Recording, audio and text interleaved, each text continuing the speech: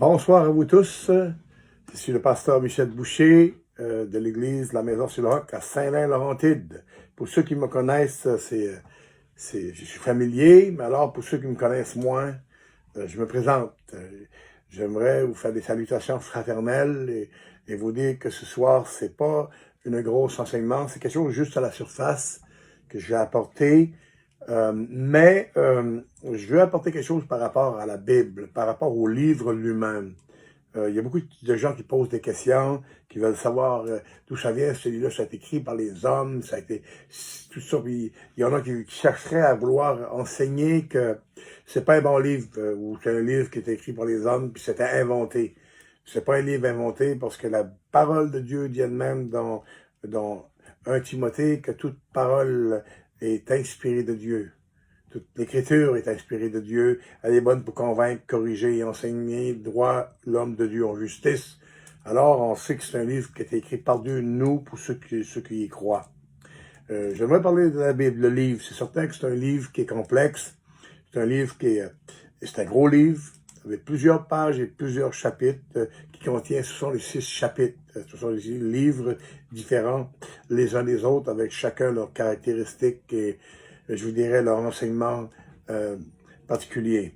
Alors, la Bible vient du mot grec biblio, qui vient du mot bibliothèque, en réalité, bibliothèque, qui veut dire le livre.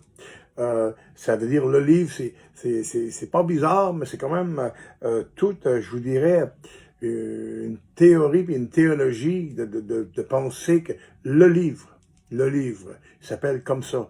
Et moi, pour moi, j'en ai fait une déduction de dire que c'est le livre, le vrai livre, celui qui existe, je dirais, le seul livre auquel que nous puissions garder modèle de vie et d'espérance et d'amour et d'espoir et tous ensemble. J'aimerais vous dire que ce livre-là, c'est un livre qui est lu à travers le monde, le plus lu à travers le monde. Il est le livre le plus vendu à travers le monde. Il est le livre le plus discuté à travers le monde, le plus critiqué à travers le monde. Il est un livre étudié au maximum.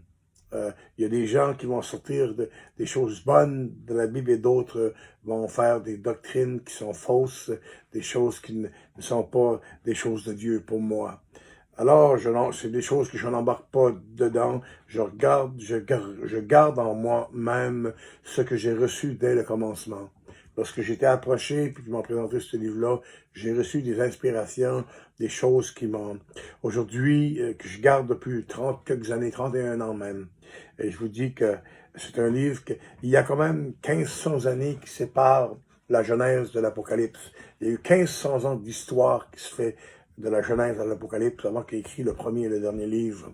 Et alors, il y a aussi 40 auteurs différents. Dans 1500 années, il y a eu 40 auteurs différents. Si le premier auteur aurait vécu il y aurait 1500 ans, il rencontrerait le dernier auteur pour discuter. Maintenant, c'est pas ainsi de même que ça s'est passé. Il y a quand même 24 langues différentes. 24 langues qui se connaissaient pas ni une ni l'autre. Alors, on voit 1500 ans d'histoire avec 40 auteurs différents et 24 langues différentes. Et vous avez, pour ceux qui connaissent pas la Bible ou qui n'en ont pas lu ou qui sont plus sceptiques, vous allez me dire, ben, c'est impossible. Oui, parce que la Bible dit tout ce qui est impossible à l'homme est possible à Dieu. Et je sais que Dieu a fait ça ainsi parce qu'il avait des raisons. Il avait des raisons de croire, d'abord, par nous, de croire qu'il n'y a pas pas un homme qui peut inventer ce livre-là de cette façon-là. Et le faire aussi, je vous dirais, parce que c'est compliqué, c'est difficile. 1500 ans, 40 auteurs, 24 langues différentes. Tout ça ensemble rend la chose plus difficile et pratiquement dure à croire. Mais moi, j'y crois. J'y crois par la foi. Je sais que ce livre-là a été écrit par Dieu, est inspiré par lui, écrit par les hommes. Les hommes ont écrit ce que Dieu a dicté, ce que Dieu voulait que les hommes entendent. Il a inspiré les livres, et les livres qui ont été choisis, c'est les livres qui ont été choisis, puis inspirés. Il y a eu la 3e lettre aux Corinthiens qui a été rejetée, qui n'a pas été acceptée dans le canon. Il y a eu la lettre de Thomas qui a été écrite, qui n'a pas été acceptée dans le canon. Il y a les livres deutéronomiques qu'on appelle les 10 livres dans l'Ancien Testament, Tobie, Maccabée 1, Maccabée 2, Judith, et tous ces livres-là, qui sont écrits en italite, d'ailleurs, dans la Bible catholique.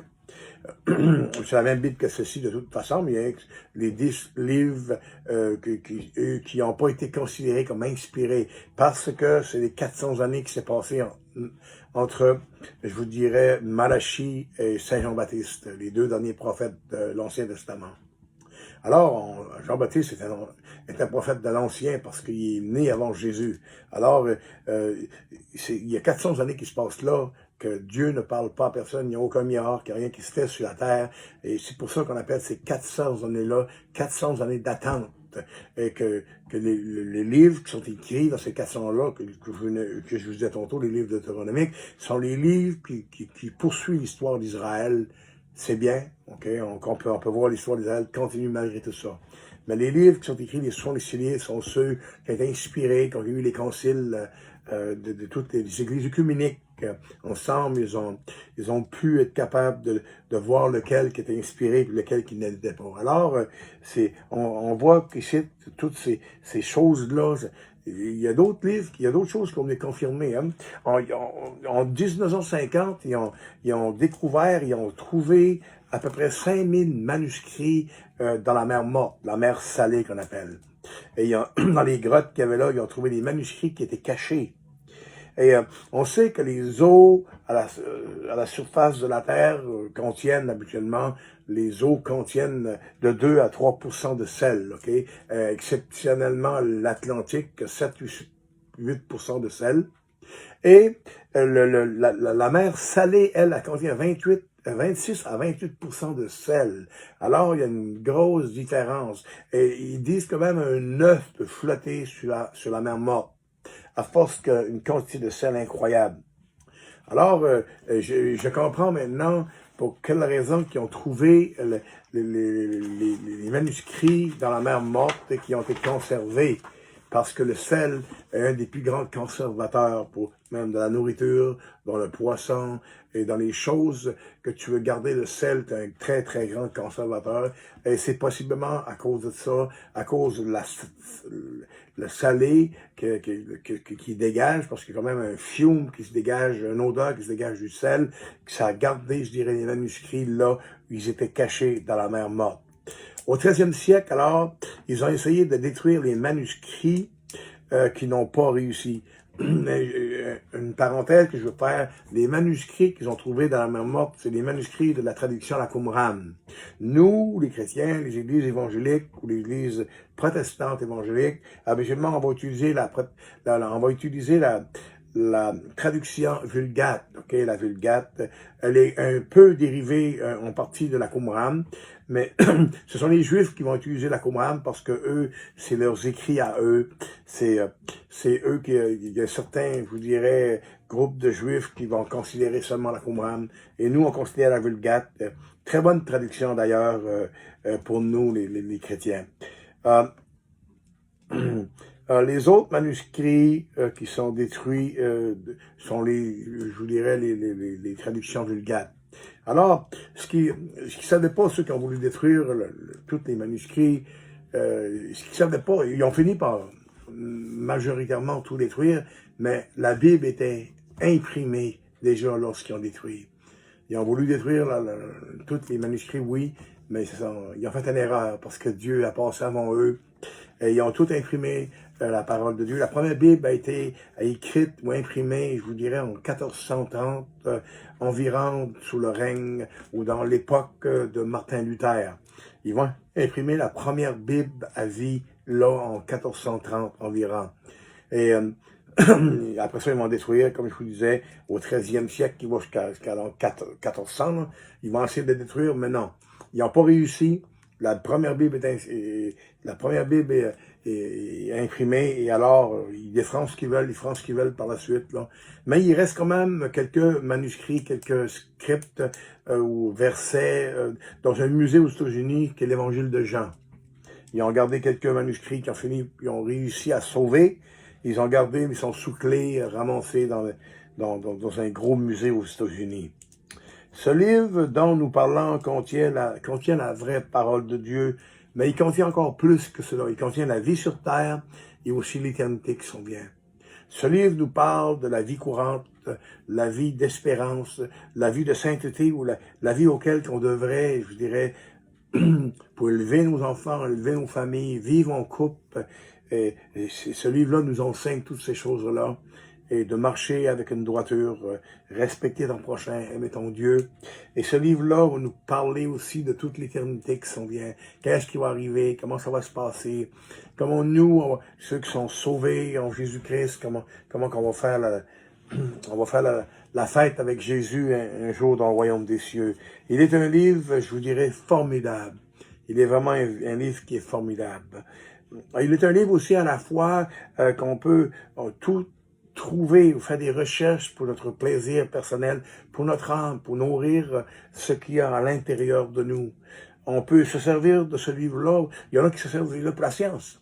Ils vont faire de la science avec ça. Ils vont chercher toutes sortes de raisons pour faire une science. Et c'est pas mal en soi, mais c'est beaucoup plus grand que la science. Ça fait partie de...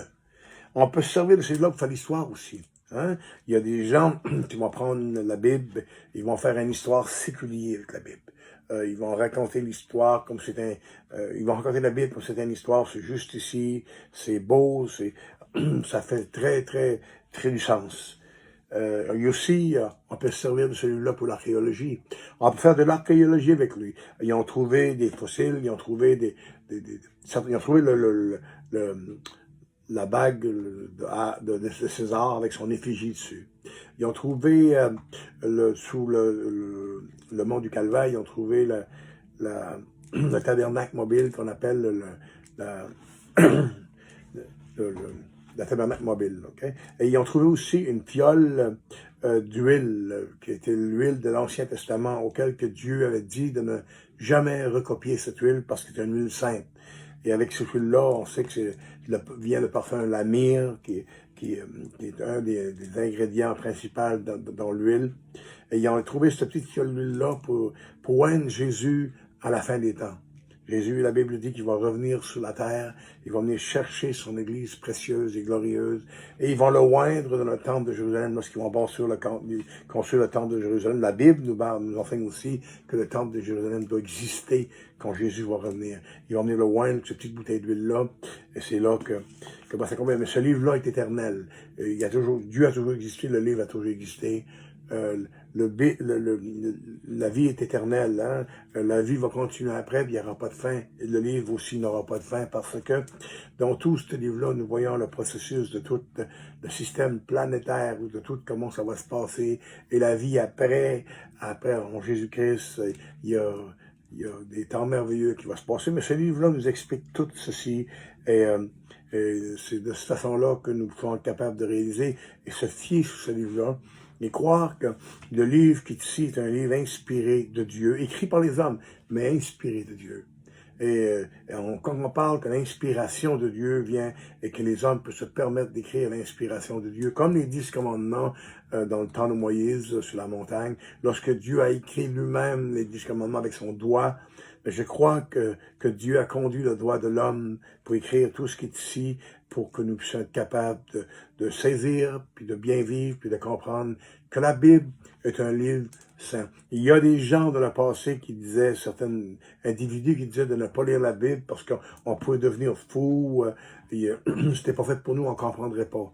Je suis d'accord qu'il y a des choses qui sont difficiles à comprendre parfois, mais à force de lire et de relire, je crois à la puissance de Dieu, capable de se révéler à nous, puis nous montrer qu'est-ce qu'il y a dans ce merveilleux livre-là.